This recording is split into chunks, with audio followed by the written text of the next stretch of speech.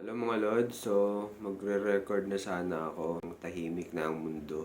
Wala nang ingay. Gabi, 8:49 na ngayon. Maganda na mag-record ngayon kasi wala nang ingay. Hindi katulad pag daytime, sobrang ingay. Kasi nasa highway yung location natin eh. And halos every second may sasakyan talagang dumadaan. And yung room natin, hindi naka-soundproof. Sobrang mahal kasi isa-soundproof mo yung room mo. Yung rock wall, eto, sobrang mahal niyan.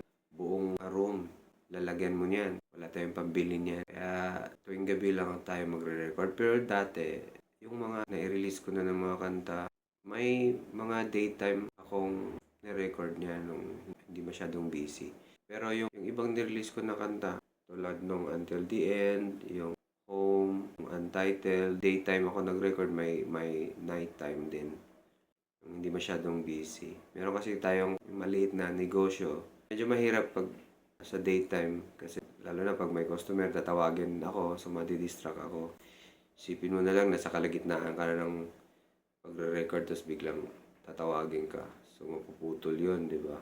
So talagang hindi maganda talaga mag-record during daytime. So, pag ganitong gabi na, wala nang disturbo. So tuloy-tuloy yung recording. Kaya lang, medyo napaisip ako nung makita ko yung views ng Until the End na kanta ko, na mas marami pa yung views nung acoustic guitar lang yung gamit ko compared doon sa Until the End na may kumpletong instrumento, may drums, may bass, guitar, may electric guitar. Kaya napaisip ako, itutuloy ko pa ba tong pagbuo nitong kantang to? Kasi mag-e-effort talaga ako niyan eh. Siyempre, lalabas yung creativity natin dyan. Siyempre, mag-e-effort ka eh. Lalagyan mo kung ano bang babagay sa kanta. Ano bang guitar riffs ang maganda para sa kanta. Lahat. Talaga mag-e-effort ka kung kompleto Ricardo yung gagawin natin.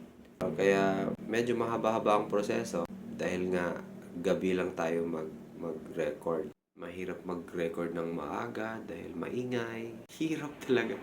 Ang hirap pag mahirap ka, no? Kasi kung may pera lang sana ako, yung marami akong pera, hindi nagpagawa na talaga ako ng recording studio. Hindi kasi natuloy yung recording studio ko dati. Mahirap, maging mahirap. Meron na tayong recording studio na naka-soundproof. At talagang problema, hindi maingay sa labas, hindi ka rin maririnig sa labas. So ano kaya, tingin nyo, lalagyan ko ng drums, bubuuhin ko siya talaga. Alam mo yun, mag-e-effort ka. Mag-e-effort ka ng gusto, tapos parang nakakapanghina ng loob. Ano kayang gagawin ko? Diretso na lang. Diretso na lang siguro. Hindi ko nalalagyan ng drums, bass, tsaka electric guitar. Acoustic na lang siguro, diretso. Ano kaya?